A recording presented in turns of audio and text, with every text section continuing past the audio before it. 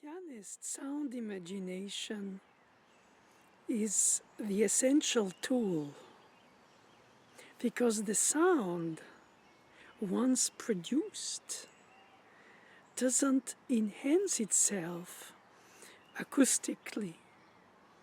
A little with the right foot pedal, a little with the resonance acoustic in a larger hall, but in reality it's an illusion. The truth is that it decays. While the musical meaning of the melodic note before the next, towards the following, and eventually towards the arrival final one,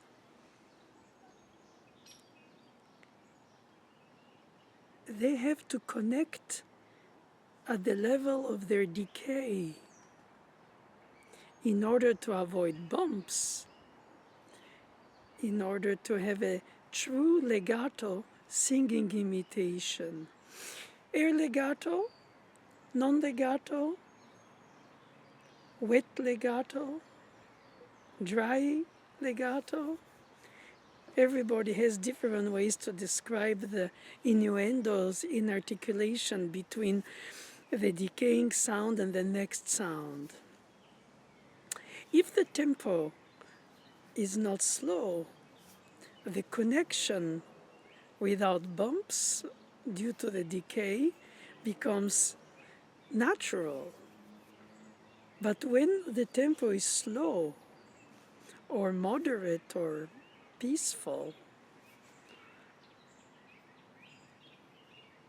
if the pianist doesn't take in account the decay, then your melodic line sounds like driving on speed bumps,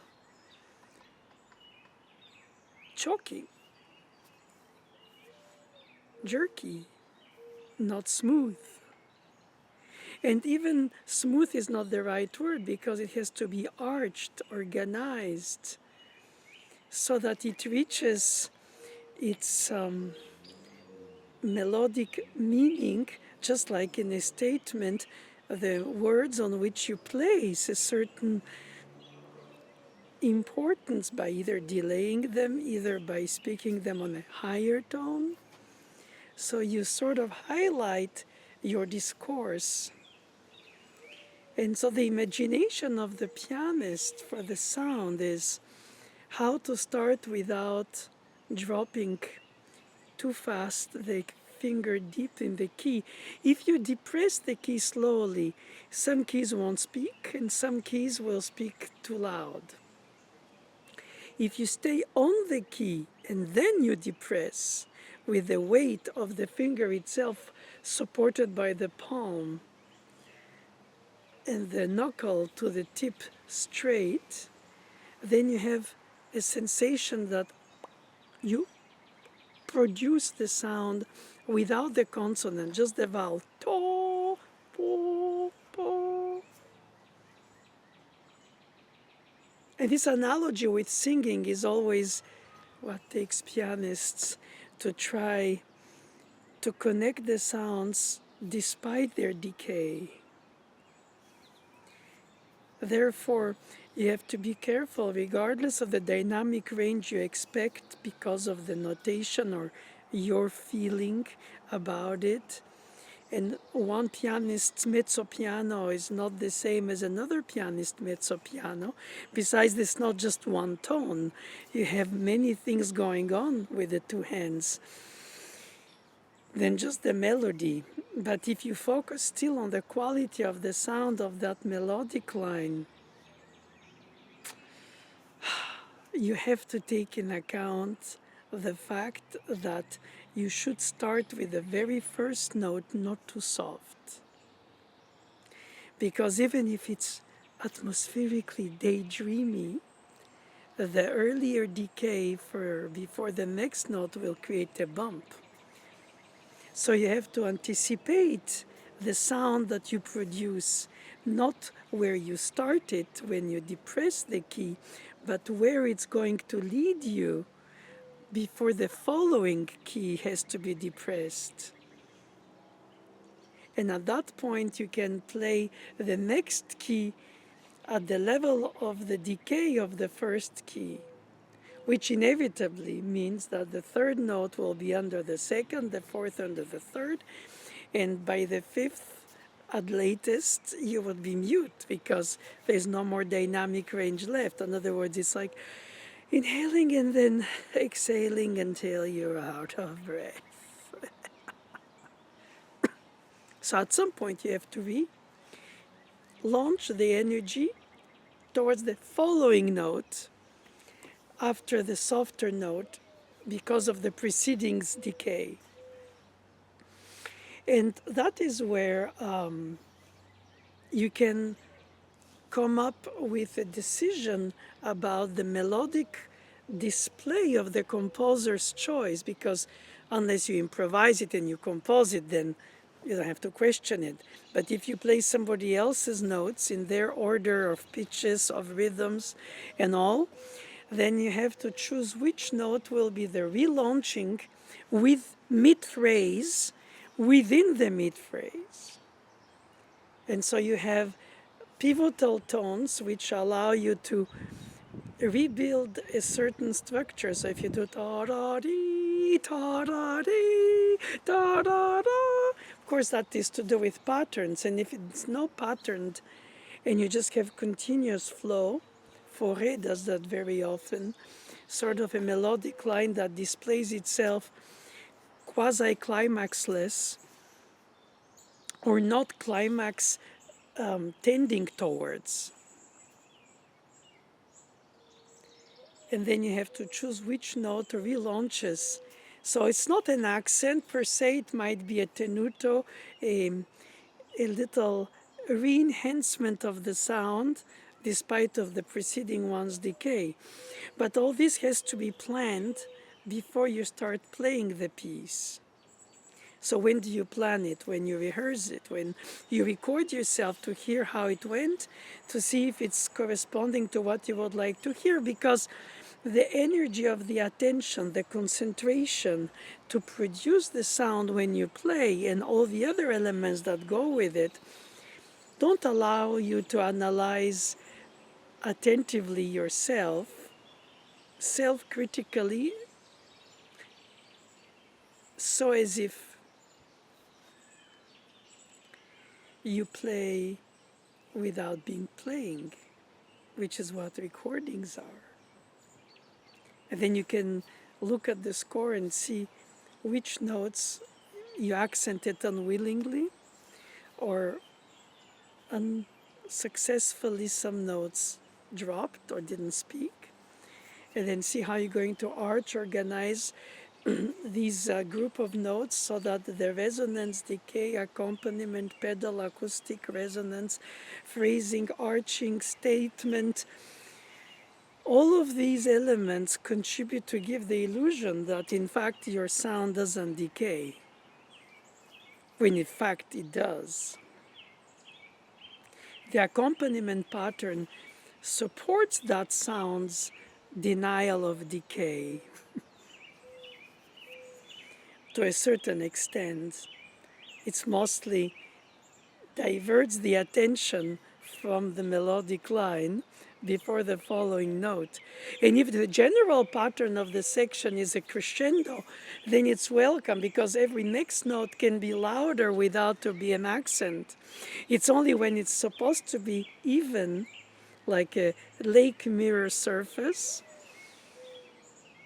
or when it decays by diminuendoing, that you want to diminuendo not too early so that you don't drop too early, so then you don't have room for more dropping. In other words, go from mezzo piano to mezzo pianissimo to pianissimo to pianissimo. And the further down in the dynamic range, the harder to control the drop before the no sound, which you want to avoid, no hole. So by maintaining it above flotation, then everything is louder. And there is a problem with the piano as an instrument, that if you want to play louder than loud, you bang. Softer than soft is a hole. So then you have to find how you can dosage the ranges so that you don't drop incrementally to drop too fast. And you have to feel it in the sensor tips of your fingertip cushions. In real time, when you play the piano, you don't have time to analyze all these organizational elements of the structure. You just play spontaneously. But when you record yourself and you hear what you play, then you see, this note, this note, I should not too early here, or I should delay before that. So you start building a plan of intention. So when you replay it for practice before a performance 1,000, 100,000 times, you try the trajectory that fits and means the best natural expression to you. Of course, you can hear how others negotiate the same situation with their sound, and you wonder, how do they get that sound? How do they get this resonance? Do they have a better piano, better tone engineering? Do they add reverberation to the sound in the studio? Possibly some of those ingredients give that sort of halo resonance to the sound on top of the sound itself. But to be honest, I think that we are all in the same situation because we don't play the organ.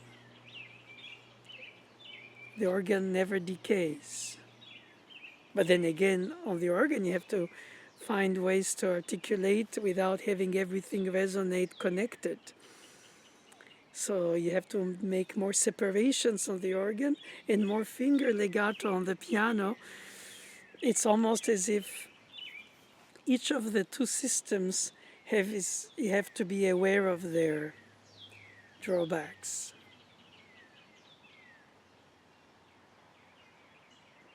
And the single melodic line, secondary voice, polyphony, third voice, nemesis theme, second theme, possibly contrasting elements that come in the mood, but not only in the thematic material, in the structure, in the way it's organized. It doesn't come out the same way at the recap than in the exposition. So many things to take in account that has to become your own choice and your own self-evidence so that you can be convincing when you deliver it in a flow as if it's your own made spontaneous flow, and in fact you're reciting the line of somebody else's writing, as actors do, but in a believable way that they deliver it as if they become the character that delivers them.